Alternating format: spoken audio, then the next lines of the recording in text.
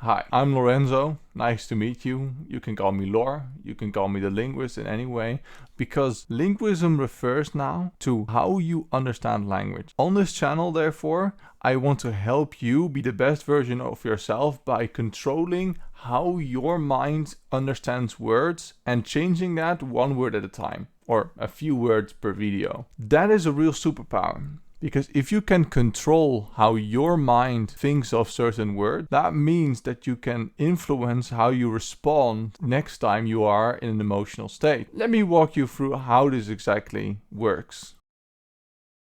So first off, let's start with words. A word is a thing that we use to describe either things in the world, like gold, or a concept, like love. And it sounds very simple because it's a good start. It means that the way that we use a word in context determines what it means. Being cool, for example, could refer to the temperature, but it could also refer to being a cool person as, well, badass. So, not talking about the things here, let's talk about the concept. A concept exists intersubjectively. That's a difficult word, but that means essentially that it exists between people, between societies, between individuals. It can change over time. It changes over culture, over place, but it means that it just is a thing that we made up as people. Sometimes, if we really want to nail down the meaning of a word, we try to codify it. So we put it into law and say, this is what this word means, and this is what the entire legal system is based on. Or we write it down in the dictionary, for example, so have a common ground to work off of. But essentially, it's difficult to actually pin down what a word means at all times for all places. Let me show you. So let's start controversial. Let's talk about marriages. Throughout the history of the idea of marriages, it has not meant the same thing for the same people and has not been around for the same reasons. Hunter-gatherers, for example, did not get married. And at some point, when people started to get married, it was mostly done by the elites anyway. And it was done to forge political alliances, or securing lines of succession so you can pass on your name, or to cure land for the next generation. It's important that when it later on became more for romantic reasons, that we still think of it like today, it can still change over time. Think about how marriages back in the day could not be between people of different religions, of different races, which is not even 100 years ago that people could marry between races, between people of the same sex, which is not even a decade ago that people couldn't do it in the United States. This means that the concept of marriages, even in the West, has changed over time. But also, we still know that there are other cultures that have the idea of marriage that still do not allow some of these things, like same-sex marriage. And whilst all of this might seem like ancient history, nowadays too we consider marriage to be an important thing that distinguishes people within the law. Like some people in welfare states get tax breaks depending on whether they're married or not. And in other countries it's just whether you are a couple or not. So the word does matter. All of this is to say that the meaning of the word marriage and any word is very difficult to pin down exactly because it exists between people, it differs over time, place, culture, and sometimes even mood. So, if it's difficult to pin down the meaning of words exactly, I'm here to help you play with the meaning for a bit. So in some videos I'll decide to take a word outside of its original context and analyze what its purpose is, why do we use it. Other times I look at a word and decide to analyze the different synonyms that we can use. So why do we use this word and not others? Other times you might even look at the roots of a word, how it has changed over time, and does that mean anything? All of this to gain new perspectives. This is how you develop your superpower, because your mind will stay open and we're finding out why we are saying what we are meaning to say, how that might change, and how you might even pick different words to do so. Playing with words, I would say, is not just you finding your new superpower. It's an essential life skill. It allows your mind to make new connections between disparate ideas and concepts that might not have been there before, new perspectives. It means that you are learning new stuff. To see exactly what this skill looks like in practice, I'm going to sound a little bit more vague before you understand what I mean. what we do in any conversation is that we use language, and we use it for two things in particular. We are trying to get our point across, and we're trying to understand what the other person is trying to say. And I say it this way very deliberately. And this process of having a conversation is not always easy, as you might know. Because although we all use the same language usually, we all have a different size vocabulary. So trying to describe the same word, everyone is going to do that slightly differently depending on the way that their mind has made connections to explain it to others. In other words, what we're trying to do is use our vocabulary in our mind to describe things in a way that we hope the other is going to understand it. And that might differ between the people you are talking to. So you might not describe the same thing within a job setting to people that you are close to as friends, and in other scenarios. In simple terms, that means that our understanding of the language is completely unique to us. Therefore, unfortunately, when we try to describe something to someone else, occasionally we misfire. And that means that we're either failing to getting our point across or trying to decipher what the other person is trying to say.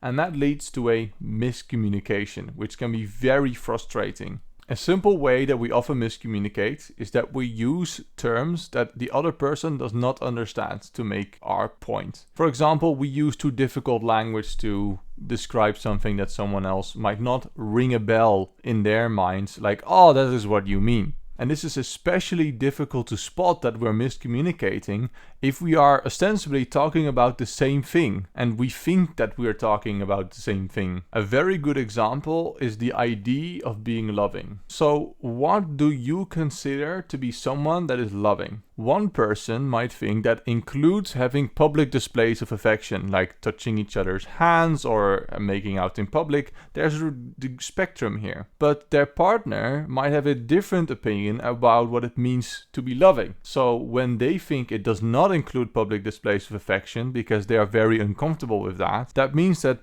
if partner one goes in to kiss the other partner and then gets rebuked in public because the other partner is uncomfortable with it, the first partner might think that, hey, me being loving is being rejected by my partner and so they do not love me. But the other might not think it of that way. Again, when we miscommunicate, we either fail to get our point across or we fail to decipher what the other person was trying to do. And this creates a rift, causing huge arguments, especially if we don't even know that we miscommunicated. In every conversation, we are essentially trying to keep on the same page. We're making sure that what we are trying to say comes across to the other person. And being a good communicator in this case means that it takes fewer steps in order to keep on the same page, or that you can identify where exactly you are moving off to different pages. And this process of keeping on the same page is not easy. Making others feel heard and making ourselves heard are two very different things, where some people just want to get their word out and don't care about what you have to say. But in a conversation, it has to go both ways. You have to constantly adjust your wording to your audience so they'll get it, hoping that they are actually listening. And this is a skill that any teacher also needs. And you probably had many bad teachers, and this is probably the reason why someone was a bad teacher. As a communicator, you need to get on the level of the other person, not higher or lower, but you need to see in the conversation, what are they missing? What do I need to explain? What part of what I'm saying are they going to understand or not understand? And maybe even do it in many different ways until you get it. In this very complex process of a conversation, which you probably have never thought of it in this detail, you need to constantly check with the other person whether you are on the same page. And no words that you are using, especially if it's complex, you can take for granted that the other person knows the meaning of and you agreed on the meaning of. So you gotta check. So if you already always need to check and communicate the way you define words, you might as well choose your own meaning. And it doesn't mean that you take a completely different definition of a word that we all think we understand. But that does mean that you can reword it in your mind, rewire your brain. For example, the example of being loving is very good. If you consciously decide after communicating with your partner that, hey, public displays of affection is something they don't like, it's something that's not necessary to consider being loved, then the next time that you try to have public displays of affection in public and your partner doesn't want it, you do not take it as bad. This is a process that you can directly control how you will react in the future by just thinking of the word loving differently. And this is where we get into superpower territory, because it's a difficult process. You're going to feel like you are fighting with yourself, but at some point, like any connection that needs to be trained and reused in your mind, you're going to solidify it and you'll feel like you conquered the world.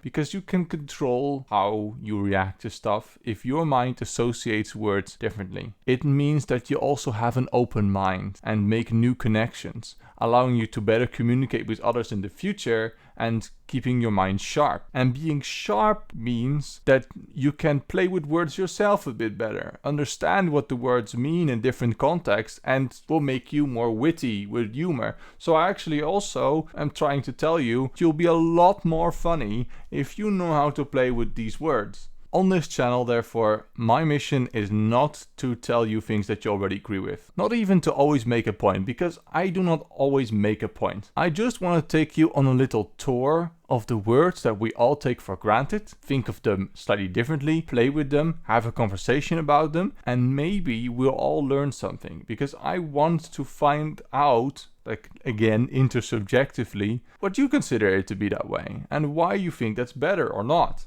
Better or not just means, do you think the way that we use it now is more useful or less useful? So do you get hurt less or more, or why? So you evaluate it. But it could also save you a lot of sanity, because if it worked the way that you use it is better, for example, for a political reason or emotional reason, you might even miscommunicate less with others and save you a lot of gray hairs of discussing stupid things, talking past each other.